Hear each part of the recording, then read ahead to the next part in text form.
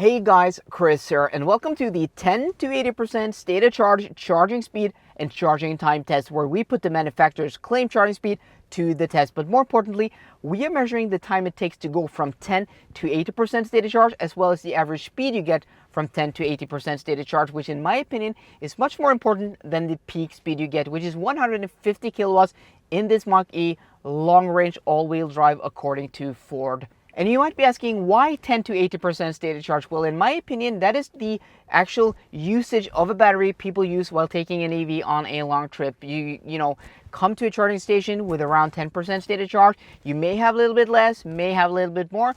And often you don't want to go past 80% state of charge because most EVs charge super slow.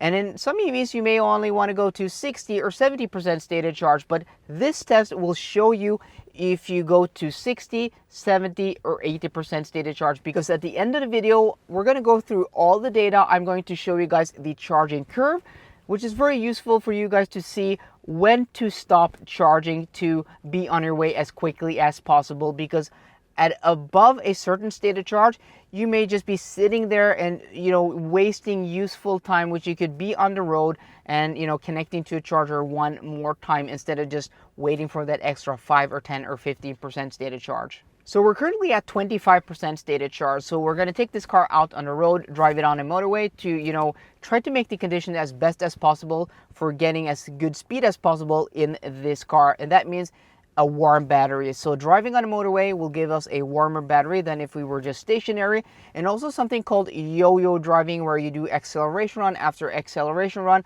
will also generate heat in the battery, because the more heat in the battery, the better charging speed you do get. And this yo-yo driving thing that I do before these tests is a bit controversial for some people, because some people are saying that this is an artificial way of heating up the battery. And yes, it is an artificial way, but it is a technique that actually works. And I wouldn't recommend anybody doing, yo-yo driving unless it is safe. If you have a lot of cars around you, I wouldn't recommend doing it.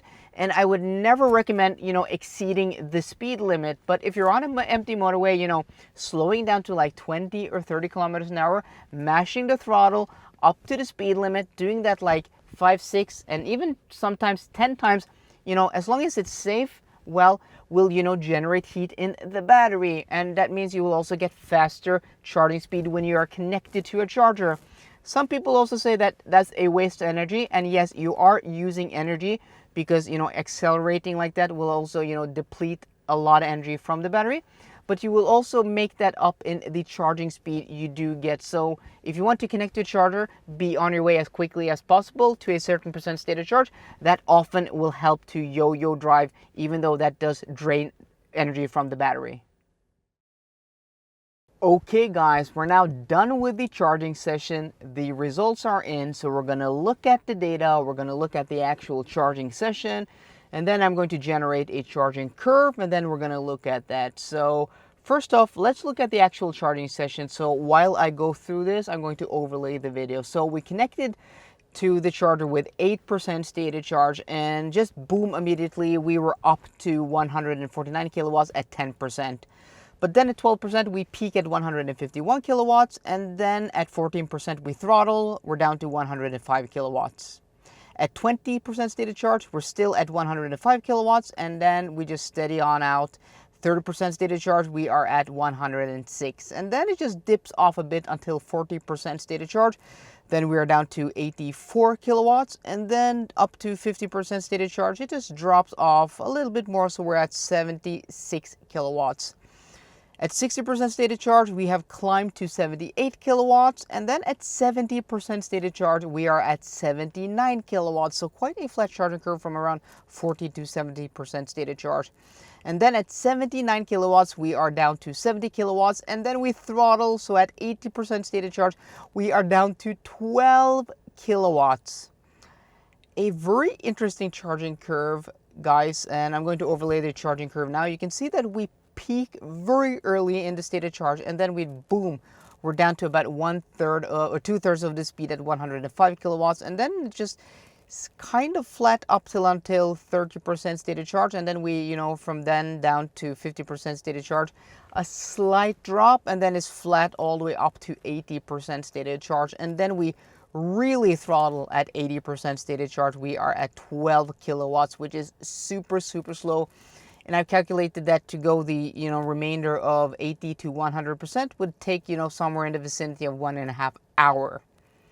Okay, so that is the charging session. That's what the charging curve looks like. And in the time it took, it was 42 minutes and 20 seconds was the total time of charging. And in that time, we were delivered 62.7275 kilowatt hours. So if we take that time, which is 42 seconds and 20 seconds, 42 minutes and 20 seconds, and then we, convert that to metric, that is 42.33 minutes. And then we convert that to hours, which is 0.7055 hours. So if we take that juice delivered, 62.275 divided by the time, we get an average charging speed of 88.3 kilowatts, which isn't bad at all. I mean, that's not bad at all. It's still better than the Tesla Model 3 long range, the 2021 model with the LG battery pack. I've heard that the Panasonic pack is a bit quicker. I still haven't seen that, so if anybody has a link to a charging test down below, or please link it in the comment section down below.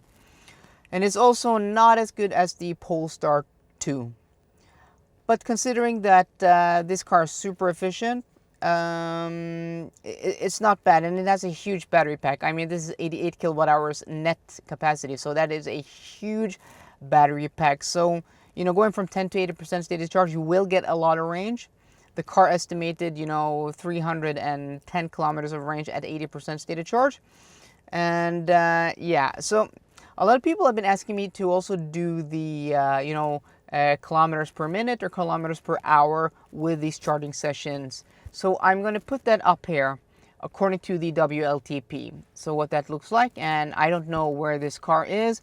I'm guessing it's quite high because it is quite efficient and it has, a nice charging speed.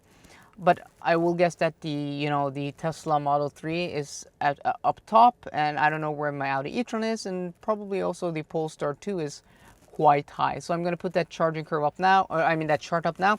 I don't know what it looks like. You guys are seeing what this looks like, but I want to put a disclaimer because these are according to WLTP numbers, and they won't be accurate, right? Because WLTP numbers vary so much. Teslas get extremely good WLTP numbers, and then you have something like a Porsche Taycan that doesn't get good WLTP numbers, but in reality we know something like the performance battery pack of a Taycan for us will go not too much shorter than a Model S long range, right? Even though the WLTP ranges are like almost 200 kilometers apart, in reality they're like 50 kilometers from each other, 60 kilometers, according to the test at least Björn has done. So that is the charging curve of this, the charging time, and it's not bad. I'm a bit disappointed that that peak speed is only very short. It would be nicer if it was a bit longer, but that is what it is. And this is a brand new EV. It hasn't even hit the market in many places. I mean, I read an article today where deliveries are still pushed back. So hopefully when this car hits the market, and after being on the market for a while, they will improve on that charging speed, because getting that 10 to 80% charging time down to close to 30 minutes, that is really what people are looking for.